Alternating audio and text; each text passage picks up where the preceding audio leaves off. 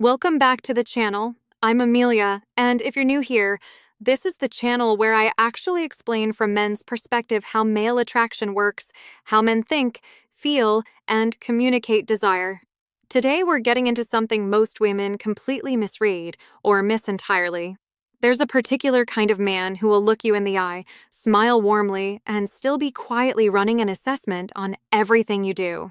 Not because he's calculating or cold, but because something deeper in him needs to know if you're the real thing before he lets himself fully invest. And the unsettling part? He probably doesn't even have a name for what he's doing. It doesn't show up as an interview. There's no checklist on the table. It happens inside conversations you think are casual, in moments you assume don't matter, in situations where you're just being yourself, and that's exactly when he's paying the closest attention. The version of you that shows up when nothing feels significant is the version he's actually trying to meet. Most women miss these moments entirely. Not because they're not perceptive, but because the tests don't look like tests. They look like a slow reply, a light comment about your reaction to something, a small ask that sits just outside what you'd normally agree to. Nothing dramatic. Nothing that would hold up in a conversation as evidence of anything. Just quiet data collection happening underneath the surface of what feels like a normal situationship or early relationship. What he's building is a psychological profile, not consciously, but instinctively. His nervous system is asking a question his mouth will never say out loud. Can I actually trust this person with the parts of me I don't show easily?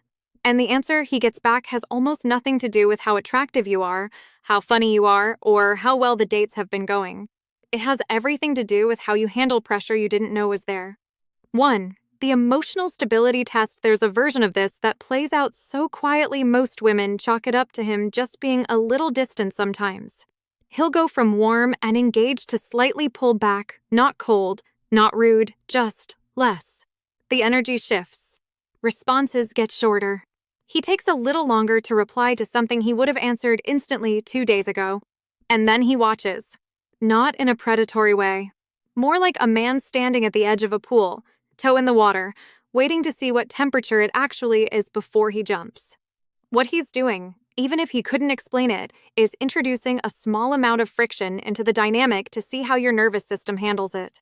Because the woman his emotions are considering investing in isn't just the one who showed up bright and easy when everything felt good. It's the one who doesn't unravel the moment something feels slightly off. His past, and almost every man carries some version of this, has likely included a situation where emotional instability in a partner made him feel like he was constantly walking on something fragile. That experience leaves a mark.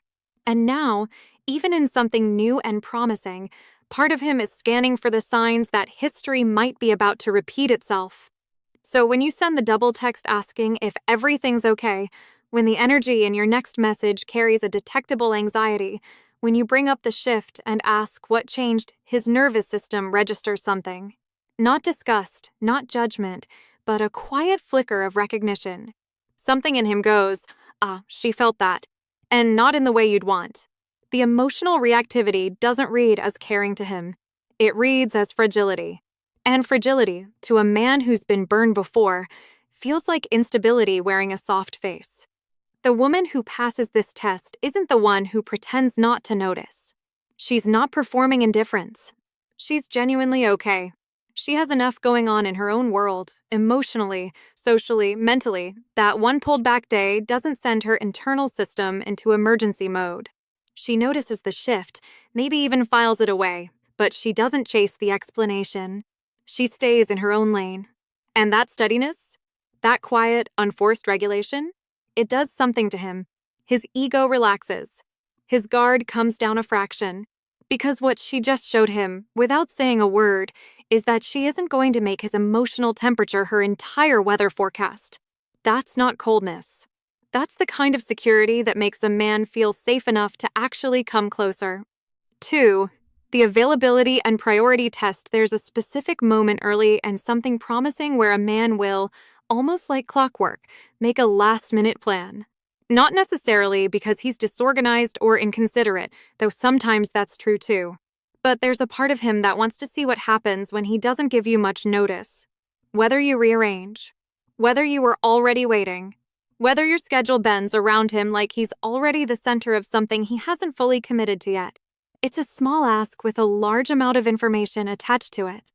And here's what makes this particular test so layered, because it isn't just about ego, though his ego is absolutely in the room. It goes deeper than that. A man who is genuinely interested in a woman is also, on some level, quietly terrified of becoming disposable to her, of investing emotionally into something where he ends up more attached than she is. So he pokes at the dynamic. He creates a small inconvenience to see if you'll absorb it without friction.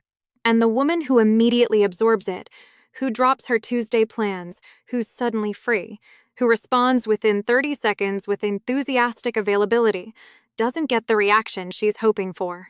What she gets instead is him feeling something he won't announce, a subtle, almost involuntary drop in how much he values the thing he just realized he can have completely on his own terms. This is where a lot of women get tangled up, because the logic feels backwards. You like him. Showing up feels like the right move. Being available feels like interest, like investment, like demonstrating that he matters. And he does matter, but that's not what he's reading from it. What his brain is registering is that there was no cost to him getting your time. And things without cost have a psychological weight problem. Not because men are wired to want difficulty for sport, but because availability without selectivity quietly signals that there wasn't much competition for that spot. And something in his attraction circuitry responds to that signal whether he wants it to or not. The woman who handles this well isn't playing games. She isn't manufacturing fake plans or pretending to be busier than she is.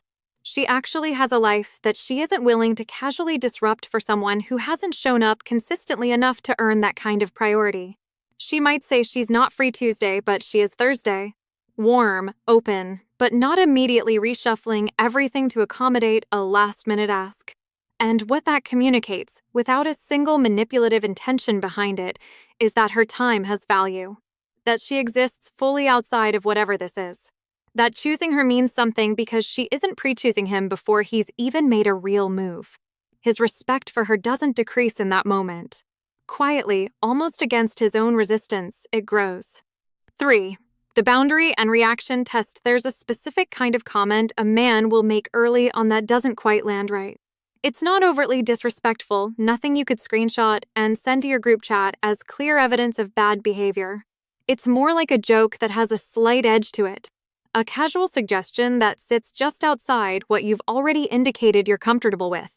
A small push against something you said mattered to you, delivered with enough lightness that calling it out feels like overreacting.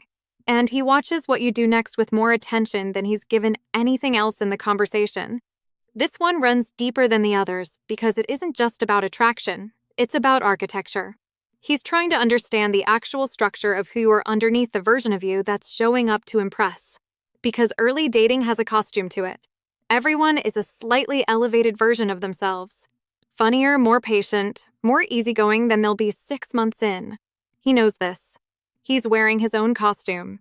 And somewhere underneath the good dates and the easy conversation, he's trying to find the load-bearing walls, the things you actually won't move on. The places where you hold your ground not because you're being difficult, but because you genuinely know yourself well enough to know what you will and won't accept. When a woman laughs off the comment that didn't sit right, when she goes along with the suggestion she already said wasn't her thing, when she softens her stated position because she doesn't want to create tension this early, he doesn't feel relieved. He feels something loosen in how he sees her. Not dramatically, not consciously, but something shifts. Because what just happened is that the boundary she described turned out to be more of a suggestion. And if that one moved, his nervous system starts running quiet calculations about which others might move too. This isn't him being predatory. It's him updating his model of who she actually is based on fresh data. And the update isn't flattering. The woman who handles this with the most psychological weight isn't loud about it. She doesn't deliver a speech. She doesn't manufacture offense or turn it into a moment. She just doesn't move. She responds to the edge in the joke with a calm, unbothered clarity. That's not really my thing, and keeps the conversation going like it wasn't a big deal, because to her, it genuinely isn't. She's not white-knuckling her way through discomfort to prove a point. She's just someone who knows herself well enough that a little pressure doesn't rewrite her in real time. And that consistency between what she says she is and how she actually behaves when it costs her something small is the thing that lands in him like a quiet confirmation. She means what she says, which means everything else she said is probably also true. That's not just attractive. To a man trying to figure out if something real is possible here, that's everything.